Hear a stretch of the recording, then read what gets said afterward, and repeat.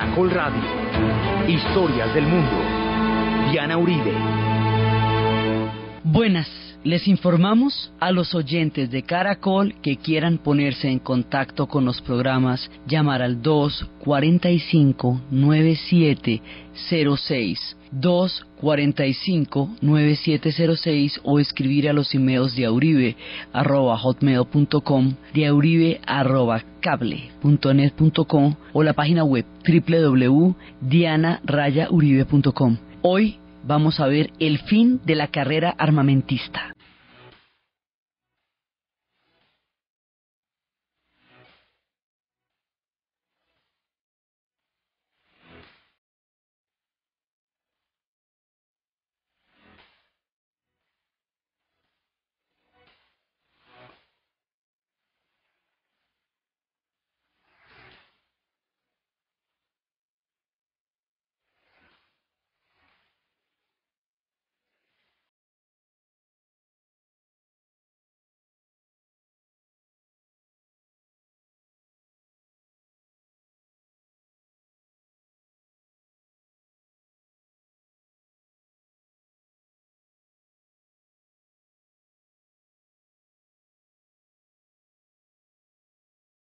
De los relatos que hemos hecho sobre nuestro recorrido por la Guerra Fría, hemos hecho una mirada planetaria por regiones sobre cómo la Guerra Fría se fue instaurando como un orden mundial, cómo empezó en Europa del Este, cómo llegó a la China por vía de la Revolución China, cómo llegó al sudeste asiático, cómo llegó al África, cómo llegó a América Latina. Cuando llega a América Latina ya es un orden histórico planetario, o sea, ya todo el planeta está bajo la coordenada del orden histórico de la Guerra Fría. Como fue tan grande, abarcó tantos terrenos y duró tanto tiempo, entonces parece fragmentaria, parece inconexa una con otra, pero era parte de un bloque histórico concreto. Esta Guerra Fría que hemos estado montando capítulo a capítulo, pedazo a pedazo, bloque a bloque, continente a continente, la vamos a desmontar. Así como la montamos, la vamos a destorcer también. Esta destorcida, o sea, este final de la Guerra Fría, va a aparecer de un momento a otro, o sea, un día la Unión Soviética se va a disolver, se desintegrará delante de nuestros ojos, sin que nadie pueda imaginarse ni por qué tan rápido, ni qué cosas habían sucedido para que se desmoronara, para que implotara como un castillo de arena, se cayera un día un orden que juraba ser eterno y que había durado la segunda mitad del siglo XX. Pues son una serie de factores los que van a llevar a la caída de la Unión Soviética, y la caída de la Unión Soviética va a determinar el fin de la Guerra Fría, porque es un orden histórico basado en la bipolaridad entre los Estados Unidos y la Unión Soviética. Así que si cae la Unión Soviética, pues se acaba el orden histórico, porque los Estados Unidos queda ahí por W, o sea, ahí no hay con quién, desaparece el otro. Entonces nosotros vamos a mirar cada uno de esos factores.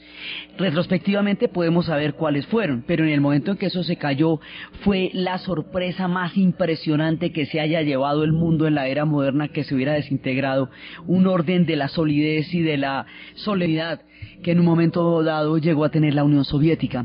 En realidad atribuimos, en los análisis que se hacen retrospectivos, a 4 factores que tuvieron una interacción y una incidencia muy grande, pero como cada uno de esos factores tiene una connotación tan importante, es tan grande en la significación planetaria, entonces vamos parte a parte y se nos van a ir capítulos en esto. Entonces, primero es el desmonte del terror nuclear, porque la Guerra Fría se trataba del terror nuclear. Entonces vamos a ver cómo se desmonta la carrera armamentista, cómo echan marcha atrás a todos los proyectos para seguir haciendo bombas atómicas en el planeta. También otro factor es el factor económico. El microchip va a producir una revolución tecnológica que dará fin a la era de los altos hornos, del carbón y del acero, de las grandes industrias, de la alta industria automotriz norteamericana. Va a terminar una era industrial porque vamos a pasar a otra etapa. Esa otra etapa van a ser los microchips. esa revolución tecnológica con sus profundas implicaciones no va a poder ser absorbida por la Unión Soviética, porque la economía central planificada no puede absorber un cambio repentino y de esa manera cambiar de rumbo de un momento a otro, y esto la va a llevar a una situación de crisis económica que no va a poder solucionar. Y la otra es la entrada de los rusos a Afganistán, que nosotros habíamos visto que es el comienzo del fin, a pesar de que son 20.000 los rusos que mueren contra 1 millón de afganos. Esos 20.000 rusos erosionan y destruyen las bases del ejército soviético por los horrores que pasaron en esas tierras y por la sin salida en la que se fueron metiendo. Y la otra es las venganzas históricas, los diferentes rencores y odios que tenía pendiente la Unión Soviética en su proceso de expansión, y nadie los odiaría más que Polonia. Así que Polonia es la motica por donde se va a desbaratar todo el proceso y todo el andamiaje de la Unión Soviética, porque va a empezar por ahí todo el desmonte del bloque de la Europa Oriental. Los polacos, en todo el rencor que le tienen a los soviéticos, con la llegada del Papa y la aparición de la resistencia católica y del Sindicato de Solidaridad, empezarán un proceso que terminará con toda la Europa del Este, y después ya la desintegración se dará por otro de los grandes rencores históricos que rodean a la Unión Soviética, que son los bálticos, Lituania, Letonia y Estonia. Entonces este es el cuento que vamos a echar de aquí para adelante, porque es cómo nos vamos a bajar de la Guerra Fría y cómo se va a desbaratar. Entonces son estos factores que están estrechamente interrelacionados y que juntos van a llevar a un proceso que dará fin a la Unión Soviética, y habrá un personaje que será aquel que lidere los tiempos de las transformaciones. Ese personaje va a ser Mikhail Gorbachev. Entonces vamos a proceder a contar este cuento que les estamos anunciando, y vamos a empezar por el terror nuclear. Vamos a empezar por ver qué es lo que pasa cuando los halcones, cuando Reagan llega al poder. Hayamos visto la vez pasada cómo se va a desprestigiar terriblemente Carter por motivos que en últimas no eran directamente su culpa, que es la invasión de los rusos a Afganistán y por el otro lado la crisis de los rehenes en Irán. Estas situaciones van a dar la idea de una política blandengue, de un dirigente que no hace valer en Estados Unidos el papel que los Estados Unidos debe tener como potencia, que le facilitó las cosas a los rusos con la política de distensión de derechos humanos. Entonces que van a votar por un halcón durísimo, van a votar por un vaquero, un tipo vaquero del cine, un actor del cine que represente el arquetipo del americano duro, del John Wayne del paseo, un personaje que ellos consideren que encarna la fortaleza, que ellos creen que es su destino histórico. En la época de Carter tenían un letrero que decían: soy norteamericano, patéame. Entonces ahora votan masivamente por Reagan, y Reagan entrará en una época completamente diferente a esta era de Carter. Y en el otro lado, en Inglaterra, en esta sociedad indisoluble hasta el momento entre los norteamericanos y los británicos, está Margaret Thatcher, iniciando una era durísima también en Inglaterra. Entonces estos personajes en principio son los que van a llevar esta nueva etapa. Entonces hay un momento en que Reagan empieza a plantear una locura increíble. Digamos, él cree que la aniquilación atómica es el horror del planeta, digamos, eso lo cree. Él piensa que hay otra manera de llevar la guerra, la carrera nuclear a un punto en donde los Estados Unidos sí se pueda salvar de la bomba atómica. Porque es que resulta que de la bomba atómica pues no se salva nadie. Alguna vez habíamos visto que eso es como el genio que se le aparece a un hombre y le dice que le va a dar a su vecino el doble de a él, sea cual sea el deseo que le pida, y entonces el hombre le pide al genio que le saque un ojo. Pues entonces en la bomba atómica pasa lo mismo. No es que usted se pueda salvar de la bomba atómica, es que una vez que se la manden, usted aún después de muerto puede contestarle al otro con tal cantidad de fuerza que lo va a aniquilar también a posteriori. O sea, usted ya achicharrado puede achicharrar al otro. Esta es la locura de la bomba atómica desde el principio, desde cuando en la conferencia de Potsdam y más adelante en 1949 Rusia tiene acceso a la bomba atómica, y de ahí en adelante todo el andamiaje de la Guerra Fría se va a montar sobre el terror nuclear. Se va a llamar una Guerra Fría porque va a ser una guerra de amenazas y una guerra de espías, y no una guerra caliente, porque no es una confrontación directa entre potencias. Eso es, digamos, por eso vamos a empezar a desmontarla por ahí, porque ese es el andamiaje más grandote que tiene, el más global de todos. Entonces vamos a empezar a desarmar por ahí, pues es el panel más grande que tiene la Guerra Fría. Entonces a Reagan se le ocurre la brillante idea de crear un escudo, pensar en un escudo defensivo, un escudo que pudiera proteger a los Estados Unidos de un ataque nuclear, un escudo que pueda detener los cohetes, los misiles atómicos, y que los misiles no entren en los Estados Unidos. Un escudo que por su carácter espacial, porque es en el espacio, no es en la Tierra sino en el espacio, por la era en la que se está dando, que son las eras, digamos, ya empiezan a ser las eras computarizadas, por las características espaciales y futuristas que va a tener este proyecto, que en ese momento es tecnológicamente posible, que cueste la alimentación del planeta entero por 20 años, eso era otra cosa, pero era tecnológicamente posible. Y este megaproyecto absolutamente impresionante y tremendo se va a llamar, en honor a la película, La Guerra de las Galaxias.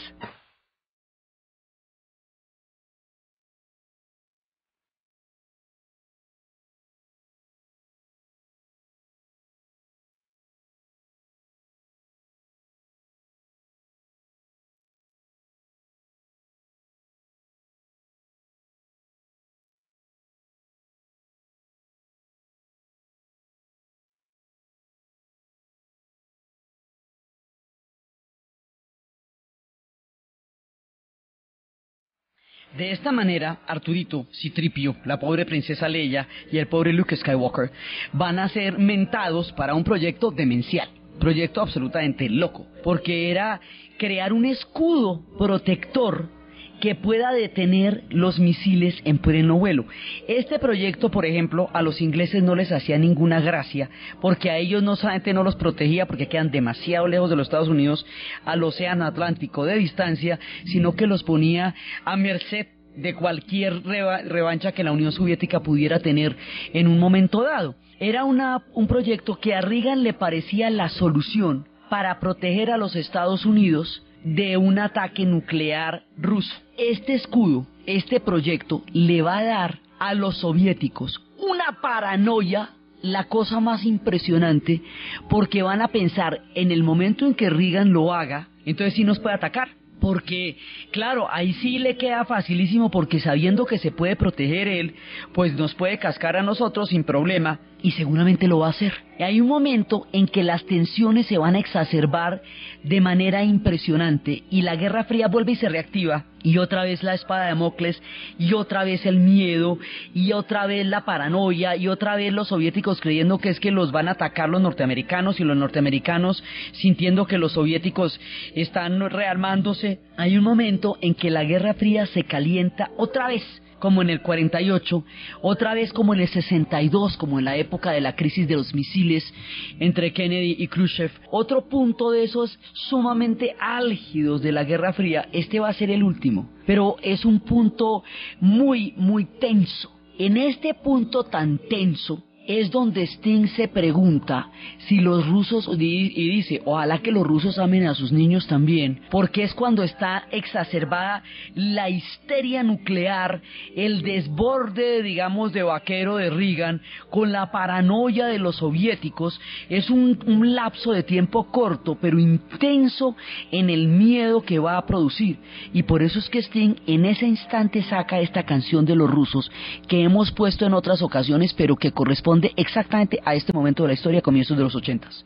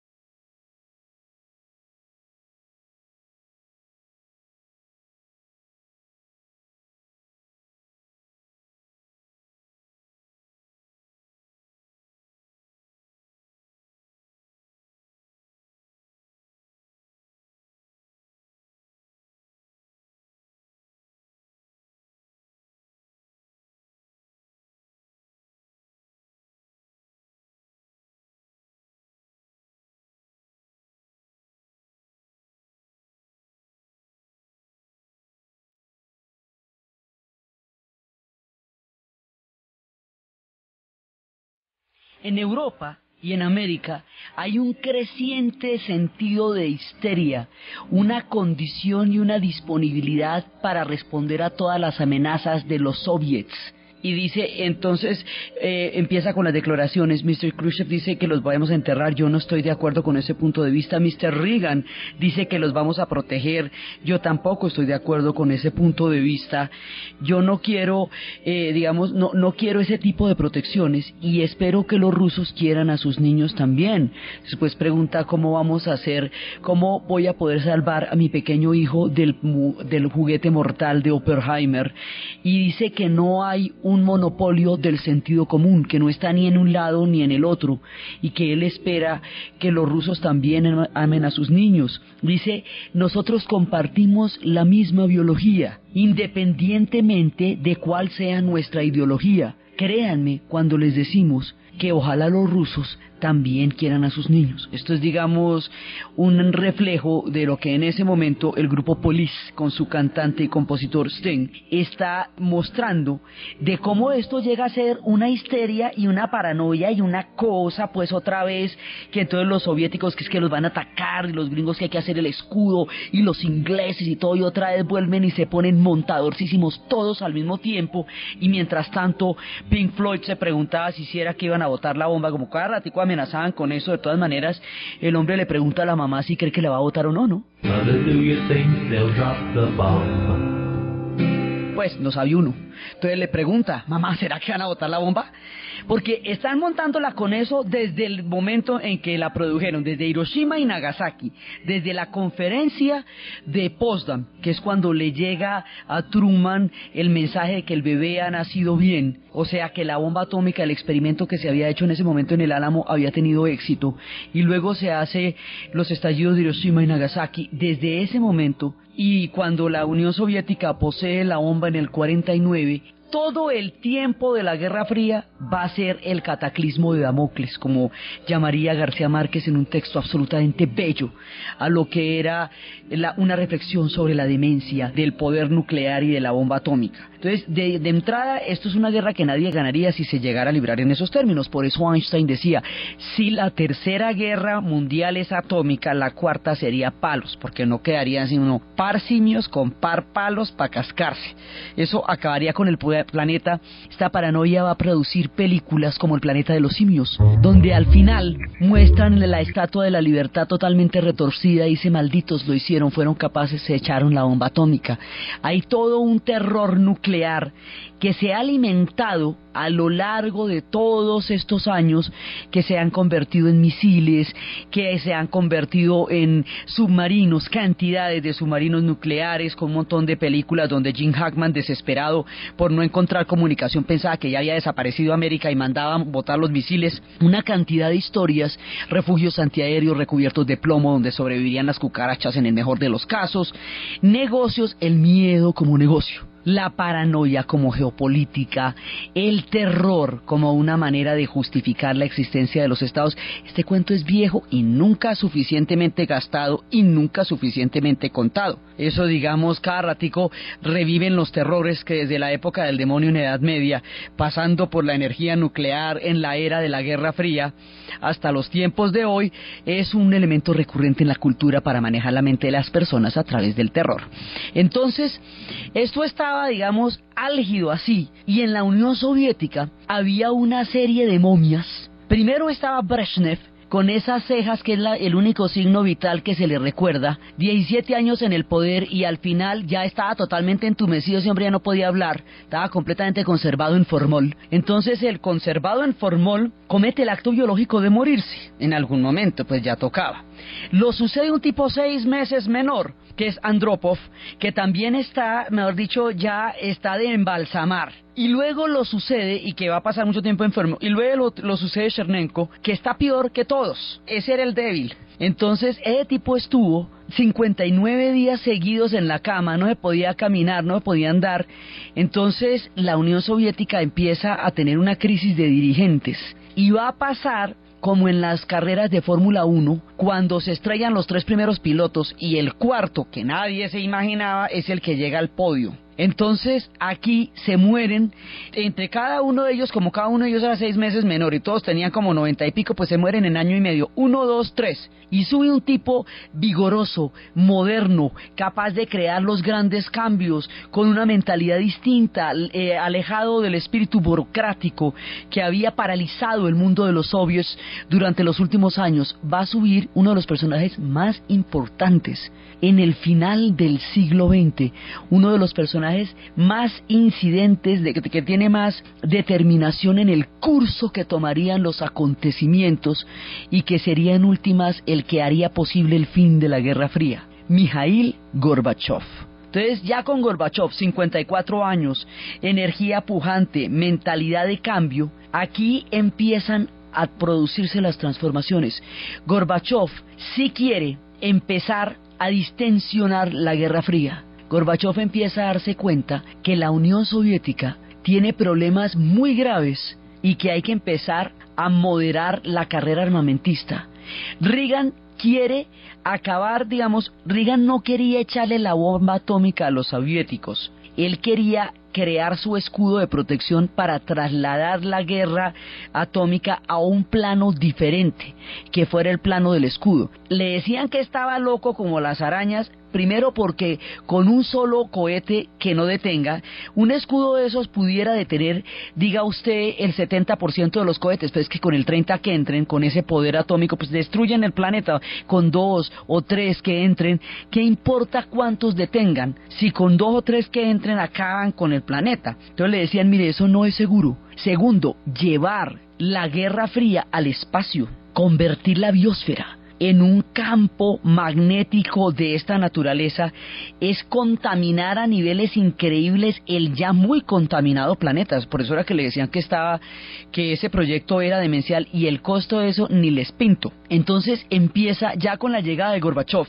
el clima político cambia, y el clima político empieza a llevar a un acercamiento. Primero, Reagan no le cree, pero la que le va a creer es la más curiosa de todas, es Margaret Thatcher. La Thatcher sí le va a creer a Gorbachev, y la Thatcher va a ser de puente, y va a hablar con él y le va a decir a Reagan, sí, con este tipo sí se puede negociar, este tipo, está hablando en serio. El aval de Margaret Thatcher, que todo esto es muy paradójico, porque precisamente son los más halcones. En Inglaterra está esta mujer que va a ser una mujer que va a desbaratar todo el estado benefactor en Inglaterra, que va a sepultar a los mineros con las huelgas del carbón y del acero. Hay otro elemento que subyace a todo el poder nuclear que está en juego, y es la revolución tecnológica del microchip.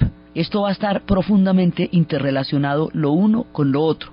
Va a estar relacionado de la siguiente manera. Es que resulta que el microchip deja atrás los altos hornos, la industria automotriz, el tiempo del carbón y del acero. Y esto tiene repercusiones diferentes en cada sociedad. En la Gran Bretaña implica el cierre de las minas de carbón y de acero de Escocia, es decir, la desaparición de la cultura escocesa de los mineros, que es un antecedente histórico fundamental. Los escoceses consideran que Inglaterra los ha intentado desbaratar como país cada vez que ha podido, pero que en esa ocasión quiso írseles con todo, o sea, destruir a Escocia al cerrar las minas de carbón y de acero, huelgas de un año, las más duras. Norte de Inglaterra y Escocia, las películas como Billy Elliot se desarrollan en ese momento, en el cierre de las minas de carbón. Esto arrasó con el estado benefactor, se desmontaron los subsidios y se cerraron las minas, así que esta gente quedó en una situación insostenible, porque ahora se desplazó el puntal de la tecnología, ya no está en el carbón y en el acero, sino que está en el microchip. En Estados Unidos, esa misma revolución tecnológica va a producir un desempleo impresionante, porque las macroindustrias, que eran la industria automotriz, la General Motors, todas las grandes ensambladoras empiezan a cerrar, empiezan a despedir y a despedir trabajadores, porque la industria del microchip absorbe muy poca gente, genera un desempleo gigantesco. Los altos hornos y todas esas industrias consumen un montón de mano de obra, pero cuando esa mano de obra ya no se necesita, ¿eso qué quiere decir? Desempleo a la lata. Y el desempleo a la lata significa que donde se cierre una concesionaria de la General Motors en Flint, Michigan, de ahí salen esas historias desgarradoras de Michael Moore, que cuenta cómo se volvió un chatarrerío y un basurero, lo que otrora había sido el sustento del modo de vida americano. En esas películas como Full Monty, se ve como en Escocia eran fábricas abandonadas donde hacían el striptease para sobrevivir, fábricas que otrora hicieron del pueblo una industria floreciente y un generador de empleo. Esto golpea mucho la sociedad y a los trabajadores. Entonces, en cada uno de ellos, esto va a tener unas repercusiones impresionantes. En esos contextos de desempleo, donde la masa de perdedores empieza a tomarse la América opulenta, el sueño americano empieza a producir mucha gente que no tiene empleo, es cuando el jefe, Bruce Springsteen, empieza a cantarnos sus historias. Empezábamos el programa con la Nacido en Estados Unidos, que a pesar del estribillo es una canción no patriótica, sino terriblemente crítica de la sociedad donde va a nacer Bruce Springsteen, como una sociedad sin salida y sin oportunidades para él. En estas épocas va a retomar a un personaje que Steinbeck había llevado a la literatura en las uvas de la ira en los tiempos de la Gran Depresión, en un disco que se llama El fantasma de Tom Joad, y Tom Joad es un desempleado durante la era de la depresión. Empieza el desempleo y el jefe, Bruce Springsteen, es el que nos cuenta cómo viven los perdedores en el sueño americano.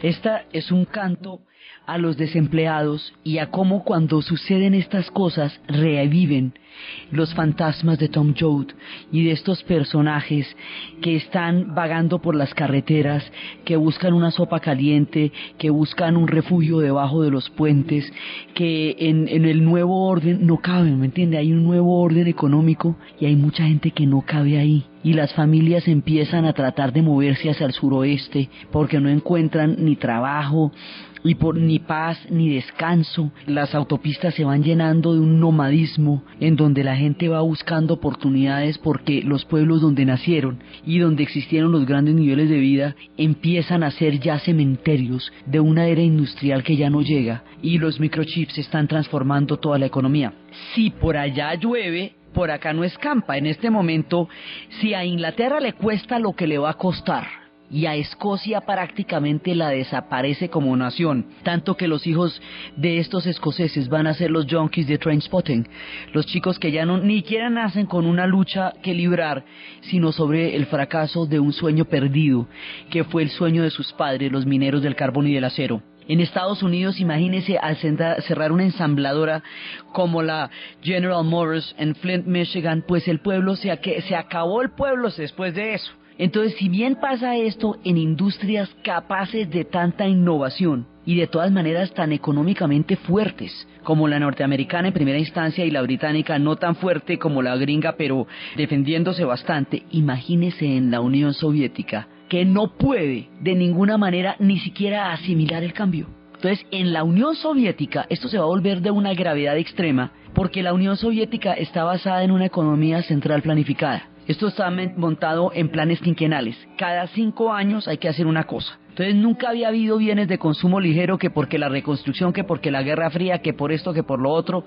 Los niveles de vida empiezan a bajar. Durante mucho tiempo la ideología había mantenido viva la fe, pero no, tampoco de ideología se puede comer 30 años, digamos. Hay un momento en que usted el dogma ya no le sabía sopa, porque ¿qué hacemos? Entonces empieza la crisis de la Unión Soviética, va a ser tan dura que baja incluso la media del nivel del tiempo de vida de los soviéticos. Empieza a haber desabastecimiento, empieza a haber muy pobre comida. Ellos tienen un problema agrícola gigantesco desde la colectivización forzosa de Stalin, lo cual hace que la agricultura no sea suficiente para alimentar al pueblo soviético. Y si además la economía no da, al no poderse adaptar al microchip, porque no pueden cambiar el sistema económico de un día para otro, porque no pueden innovar, porque tienen un sistema económico paquidérmico y centralizado, donde las cosas van desde Moscú hasta Vladivostok o hasta Irkutsk. Para preguntar cualquier cosita, que me manden un repuesto, pues de aquí a que llegue ya no se necesita, porque ya ni existe el aparato. Entonces la Unión Soviética se va quedando atrás. Y en el momento en que se quede atrás, ya el imperio empieza a hacérsele insostenible. La ley de los imperios y de las potencias es que cuando se expanden demasiado, se meten en muchas guerras y en muchos asuntos, pues empiezan a quebrar, pues ya no aguantan. Eso es una ley de los imperios. Entonces, cuando los soviéticos ya empiezan a tener un imperio demasiado grande, ya no lo pueden mantener y empiezan a agotarse económicamente. Entonces, cuando se van a agotar económicamente, ¿qué es lo que hace Mikhail Gorbachev? Ponerle la cara al problema económico de la URSS, ponerle la cara y decir: no podemos seguir ignorando esto, que fue lo que habían hecho los tres momias anteriores. Digo, yo tengo que ponerle la cara a esto, y cuando la cosa se pone en el momento álgido de la carrera armamentista, van a haber tres cumbres, pero va a haber un momento en que Gorbachev va a tener que escoger: o nos metemos en la de modernizar todos los cohetes y en la de darle, digamos, la medida a la creciente, a la gran producción que tienen los norteamericanos, y respondemos a las amenazas del escudo y seguimos con todo eso, o nos bajamos de la carrera armamentista. O sea, hay como, ¿seguimos o paramos? Entonces, seguimos quiere decir que doblamos los esfuerzos, hacemos cohetes más terribles, más lejanos, más poderosos y más miedosos, o dejamos eso así y decimos, y nos dedicamos a gastar la plata que nos gastamos en cohetes, en sacar adelante esta situación insostenible, pues que la vida se le fue volviendo a los soviéticos verdaderamente imposible. Entonces Gorbachev dijo: a mí no me da el cuero, yo no tengo con qué sostener la caña de una carrera armamentista, voy a empezar las aproximaciones. Entonces es este factor económico, la revolución tecnológica del microchip, la que altera tan profundamente todas las sociedades de las que estamos hablando, que a la Unión Soviética la lleva a pensar muy seriamente en bajarle a la carrera armamentista y en empezar a propiciar los diálogos con Reagan para empezar a bajar el ritmo de toda esta demencia que había sido la carrera armamentista.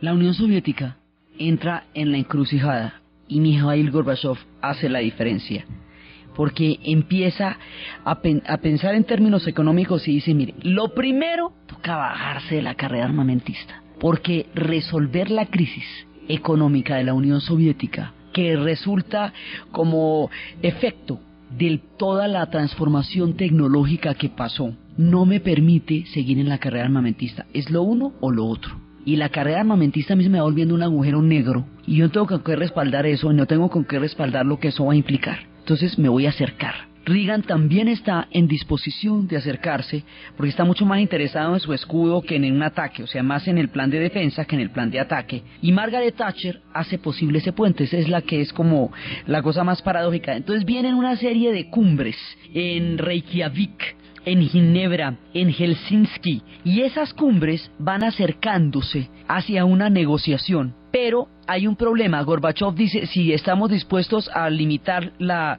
producción de misiles, de acuerdo. Destruimos un poco de misiles, de acuerdo, no hay problema. Pero necesito que ese proyectico del escudo de la Guerra de las Galaxias me lo deje en el laboratorio y lo deje como una hipótesis y no me lo cumpla, porque si me lo cumple, sí me ponen aprietos. Entonces Reagan dice, mire, yo estoy de acuerdo con la destrucción de los misiles, yo no creo que los misiles nos lleven a ninguna parte. Yo estoy de acuerdo con la limitación verdadera de proliferación de armas nucleares, yo también estoy de acuerdo con eso. Pero mi escudo no, déjeme, yo pongo mi escudo, yo quiero poner mi escudo, no es que mi escudo es lo más divino. Entonces dice, no, el escudo no se va a poder, señor, porque entonces ¿cómo hacemos? O sea, yo cómo le creo a usted que usted tan divino si monta un escudo donde usted se puede proteger y yo no.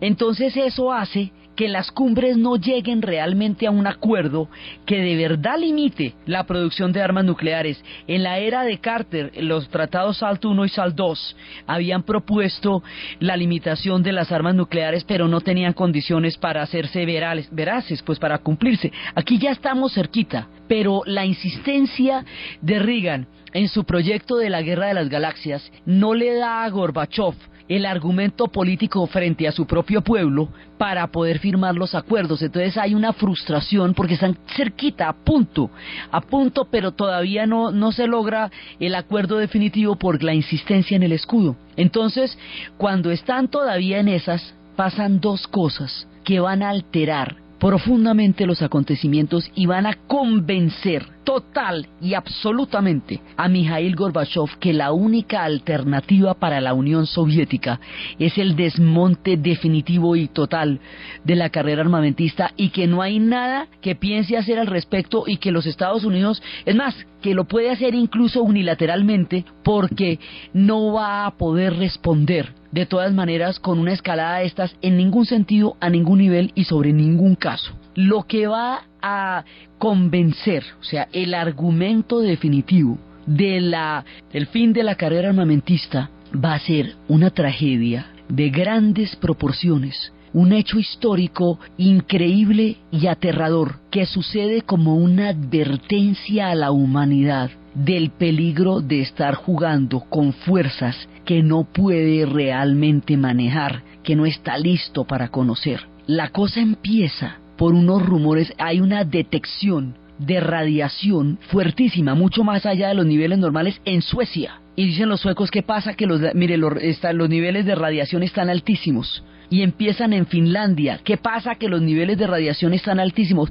Busquemos dónde es el origen, dónde están subiendo los niveles de radiación. Empiezan a comunicarse entre los tres escandinavos. No es aquí, dice Suecia, no es aquí, dice Finlandia, no es aquí. Entonces echemos más para el norte. Esto viene del Báltico. El viento viene del este. Eso tiene lugares al este, no al oeste. ¿Qué pasó? Pasó lo imposible, lo inesperado, lo que nadie se puede imaginar, el estallido de un reactor nuclear en un lugar de Ucrania llamado Chernobyl.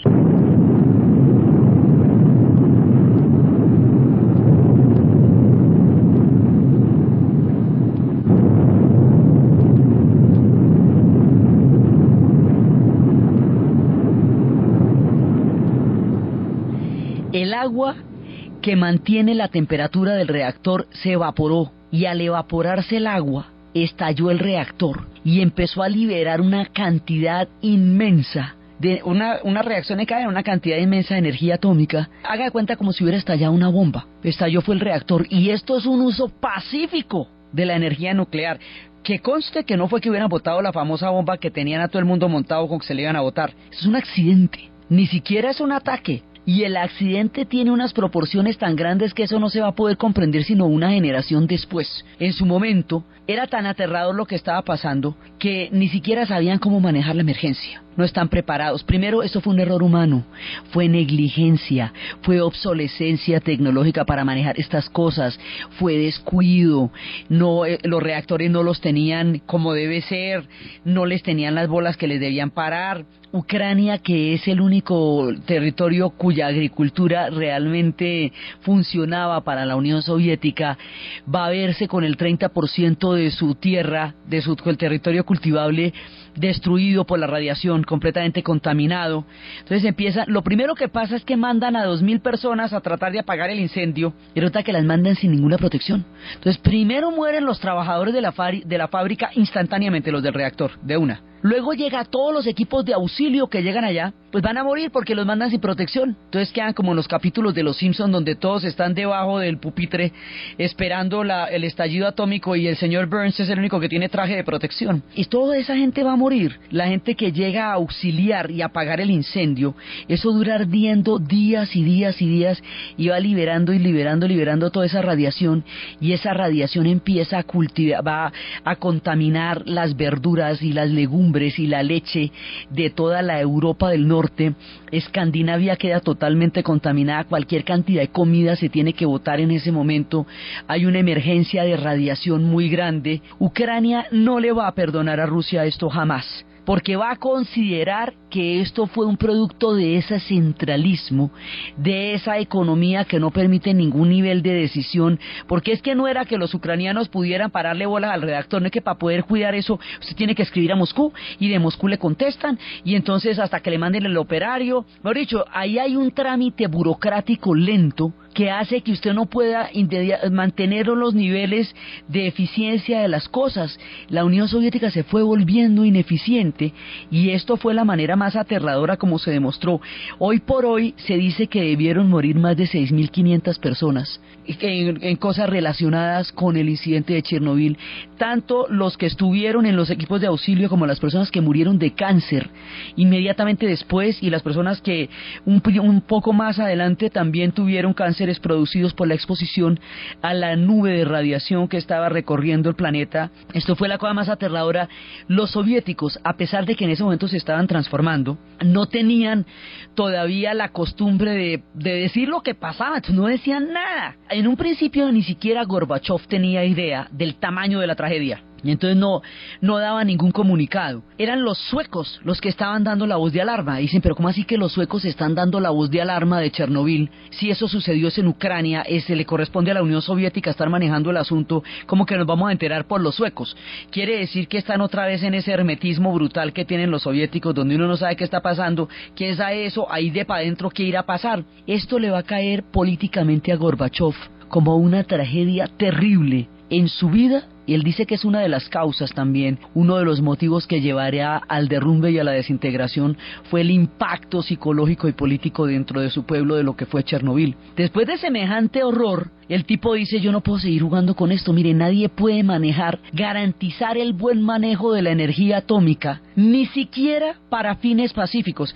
Esto de Chernobyl, que sucedió hace 20 años, en abril de 1986, y se cumplieron los 20 años de Chernobyl ahoritica, en abril de este año, debe ser recordado porque la proliferación de energía nuclear y de armas atómicas no es buena en ningún caso y para nadie. Nadie la puede tener, ni siquiera, no existe un uso responsable de esto, porque ni siquiera en casos como los reactores podían evitar una tragedia de esas. Entonces es una lección al mundo del poder tan aterrador y de cómo esto no debe estar al servicio de ninguna ideología y de ninguna manera, porque esto es una cosa muy miedosa. Entonces esto pone a Gorbachev sobre la jugada de, yo me voy a bajar de aquí, y me voy a bajar de aquí desde el todo, es decir, yo voy a firmar la destrucción total de los misiles, yo no voy a poner más misiles, yo me bajo de la carrera armamentista, independientemente de si los Estados Unidos se va a bajar o no. Unilateralmente renuncio a la carrera armamentista porque esto no me lleva para ninguna parte. Y la otra cosa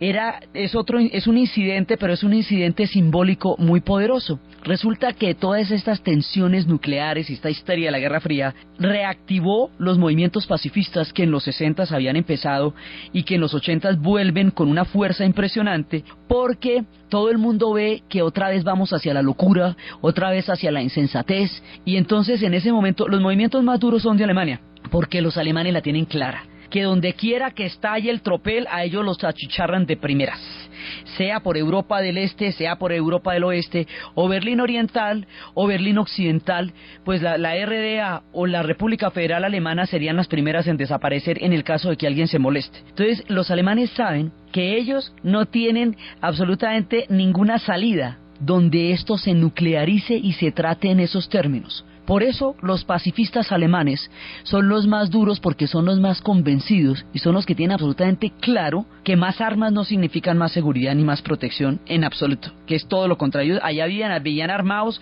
hasta los supermercados, y eso hacía de Alemania un país volátil y terriblemente inseguro. Entonces, en ese momento, para demostrar la tontería de estos sistemas de ultradefensa, un muchacho, un peladito, que se va a llamar Matthews Rust, va a coger un avioncito Cessna, un planeador, y va a aterrizar en el corazón de la Plaza Roja. ¿Cómo le parece? Un avión Cessna, así nomás, solo para demostrar el ridículo, la farsa, la tontería de todos estos megasistemas de defensa. Y es una manera de decir, si puedo aterrizar yo de paisano, calcule la de cohetes que le podían haber metido a la Plaza Roja en el caso de que les diera por ahí. Pone en ridículo el poderío militar de la Unión Soviética y su capacidad defensiva. Como son las épocas de Gorbachev, Gorbachev charla con el hombre, admite el ridículo y en última lo va a liberar.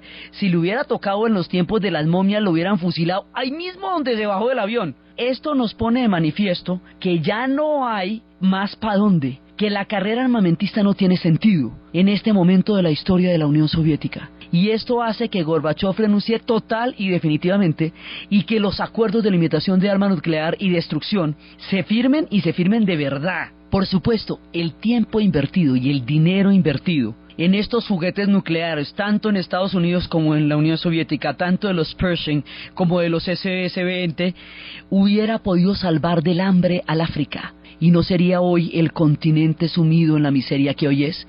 Hubiera podido salvar nuestro futuro, nuestro propio destino en América Latina, hubiera podido encontrar la cura para las enfermedades. Es el desperdicio más irracional.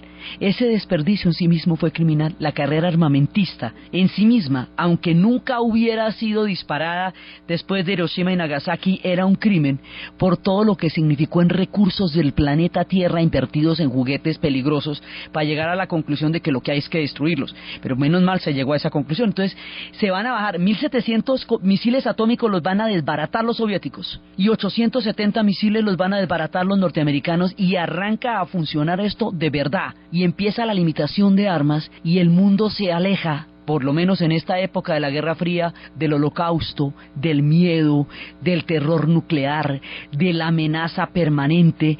Desde los niños que nacieron después de Hiroshima hasta esta época, por fin hay un día en que el cielo se aclara y dicen, no vamos a destruir, no vamos a echar la bomba. Todo el espionaje se trataba de saber dónde estaban los misiles, qué alcance tenían y qué poder tenían de destrucción. Cuando se bajan de la carrera armamentista, pues se va a desbaratar la Guerra Fría, porque la Guerra Fría se trataba de eso. Los espías más adelante van a vender sus vidas a Hollywood en forma de miniseries, porque ya no necesitan nada más. Y una vez que se bajen de la carrera armamentista, entonces los pueblos de Europa del Este van a empezar a decir, así, entonces yo también me puedo ir bajando de aquí, porque ya no va a haber quien me sujete, el miedo ya no me va a mantener atado al destino de la Unión Soviética, y la crisis económica que se reproduce en cada uno de los países de Europa del Este los va a llevar a buscar sus propias salidas, y el más bravo y el más herido por este régimen histórico era Polonia. Por eso por Polonia